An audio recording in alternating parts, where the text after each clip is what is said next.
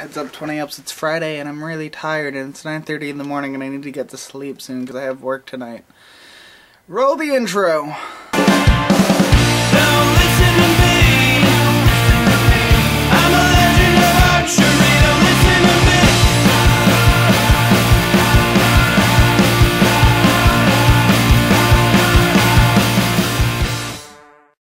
me. James, you talked about equivalent exchange with the cheese stick switch, and when you mentioned that, all I could think about was like alchemy equivalent exchange from like the Full Metal Alchemist series. I really liked that series and that just popped in my head when you mentioned it.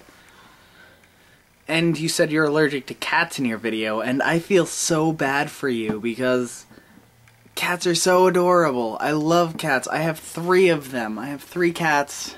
And cats are so adorable and fluffy, and you will never be able to experience that.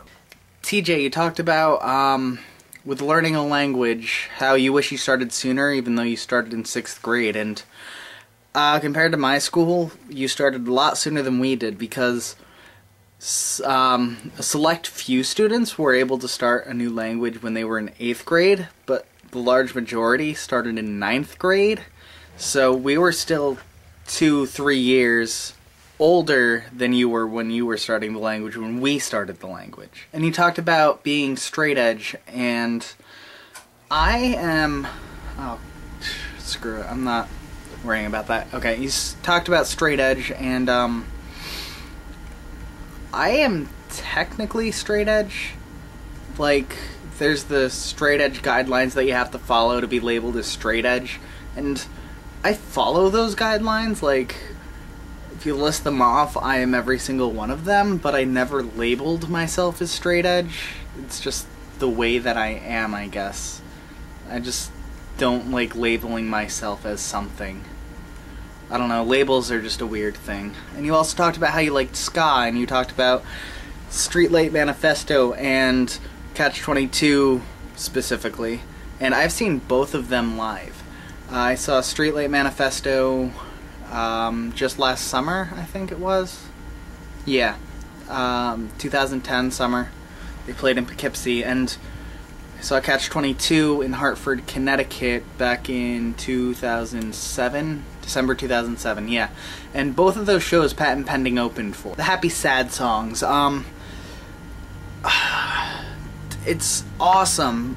What's really weird though is that, my friend had recommended this album for me to get, so I got the album as I was watching your video, and I was listening to it just, like, after your video ended, I hit play on it, and I was listening to it, and it's really weird, because one of the songs on it is a happy sad song, and it was really weird timing-wise that it would come up like that, but it's really amazing because it's such a happy, upbeat tune. Yet the lyrics are so depressing. It's about this kid whose entire family gets sick and dies, and he ends up burying them all. And he outlives his entire family, and it's so sad and depressing, but it's so upbeat. Jins was talking about how she liked to replay a song a lot, and she liked to play it to where she was almost sick of it, and then she started shuffling it with the rest of her music. And I do that too a lot. And when I got the album that I just mentioned with TJ, there was this Happy Sad song on there. And I ended up just putting it on repeat, and I learned it on the ukulele the very first day that I had this album. And I can play it on the ukulele. Forgive me, my ukulele's a little out of tune, but this is the happy sad song beat to this song.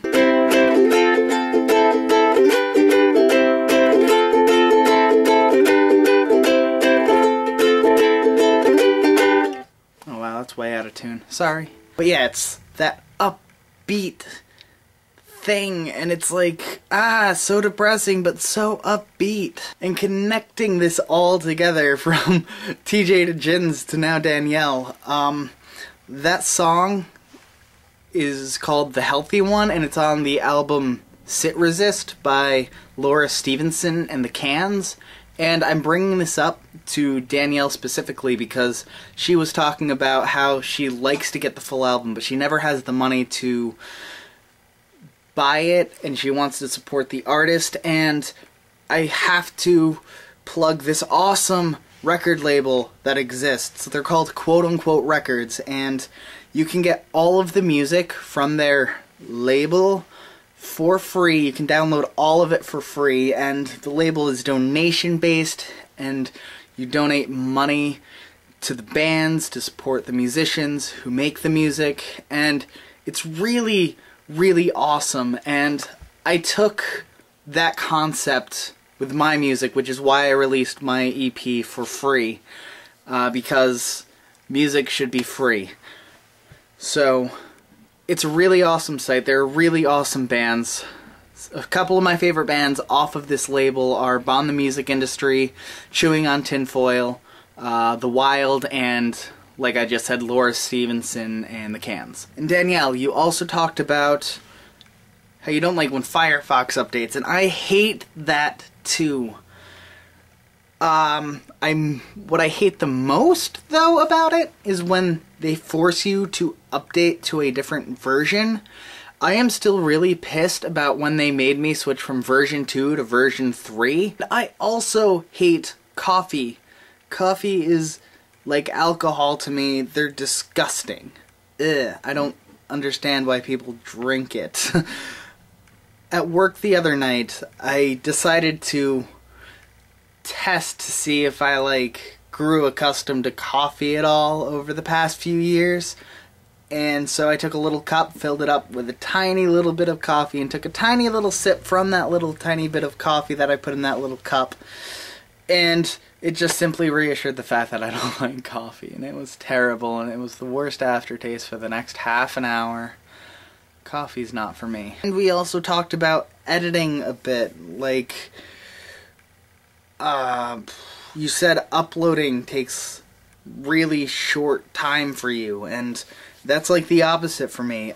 I spend about somewhere between 15 and 30 minutes in front of my camera just talking to it, rambling with all the notes that I've taken, and then I put it all onto my computer and I splice it all together, and in about an hour and a half I have the final cut, and that's it. And then I export it, and it takes about 1 minute of export time for every minute of video that I'm exporting. So if it's a 10-minute video, it takes 10 minutes to export it. And then when I go to upload, that takes the longest for me. If it's a short, 3 or 4 minute long video, it could take half an hour to upload. But if it's longer, 10 or 15 minutes, it could take anywhere from 1 to 2 hours, and it's kind of ridiculous because YouTube was never this slow with uploads. A couple of years ago, uploads went really fast. In 20, 30 minutes, a 7, 8, 9, 10 minute video would be up. And then all you'd have to do is sit and wait for processing. But now they process the video while it's uploading, so processing time doesn't take as long, but now it increases uploading time, and I don't really like that. Rima, your comments about my music. I've gotten the quiet vocal comment on Too Long to Albany several times before, and I've made note of that, but that was the first time I've heard it for End Up in Agla, so I'm gonna have to give it another listen to and figure it out. And I am taking note of it, and we'll try our best to fix it for the next time around when we do this. And so, thanks for the input on it. I don't really know what to say there. We're taking the feedback, and we're going to use this feedback to improve it for the next time. I didn't really think this thought out, and I'm just sort of spewing it, so it sounds weird when I'm saying it, that's all. We did record all of the instruments separately. It just wasn't mixed very brilliantly is all, I guess. It's just, by the end we were kind of in a rush to get everything finished, so we just just threw it together, gave it a listen through, and it's like, okay, that works, and we were done. So we just need to spend a little bit more time on the final touches and not rush it next time, I guess, because that's what happened. And we did record all of the instruments and vocal tracks completely separately. I played all of the instruments, and every sound you hear on that album was made by me. So there's no way I could have recorded all that at once. Unless there's a way. If you have figured out a way for me to play all of those instruments at the same time, please let me know, because I've always wanted to play a live show. You were also saying that you wanted to know what kind of music my friend has on this computer that you don't have, and vice versa. And I can tell you right now, there's a lot of music that you have probably never heard of. Just go back to the quote-unquote records reference that I made when I was talking to Danielle, and if you haven't heard any of those bands, then there you go. There's a bunch of bands on this computer that you've never heard of that you can go get for free. Lucy, welcome to HomestarRunner.net. It's .com. And back to the cooking thing. Why not Gordon Ramsay? He's angry enough to, you know. Vinyls, what you were talking about were you had the 7-inch records that were 45s, 45 RPM, 7-inch diameter, and then there are also like 10-inch and 12-inch vinyls, and the usual playing speeds are either 33 1/3 RPM, 45 RPM, or 78 RPM. Lastly, you wanted to get to the ukulele. Is it hard to learn? So I should probably tune this because it was out of tune earlier. From my experience with it, the ukulele was really easy to pick up. And there are two different ways I can see, like, your path of learning going. So first I want to say, this ukulele that I have right here, I picked it up for 60 bucks at one of the local music shops. It's really cheap. There's two different ways that it could be easy or difficult. The difficult part is, since you don't know how to play like the guitar, you don't know anything about like the frets, the strings, finger positions, you don't know any of that, so you're gonna have to learn all of that, and I'm not very good at teaching, so I wouldn't be able to teach you all of that because I'm a terrible teacher. So that is probably going to be the hardest part of you learning. The easiest part of you learning will be that you don't know how to play the guitar, so you don't know guitar chords. So you won't have to like know the guitar chords and then have to memorize a different set of chords for the ukulele. Because this right here is on the guitar would be a D shape, a D major, but when you play it on the ukulele, it's a G major, so all the chords are different. So the fact that you won't have to learn a completely new chord set, you're just learning the first chord set, that should make it a bit easier. So there's just two different ways it can go, but mostly you just gotta pick it up, mess around with it, go online, find a chord chart, figure out the fingerings yourself, and just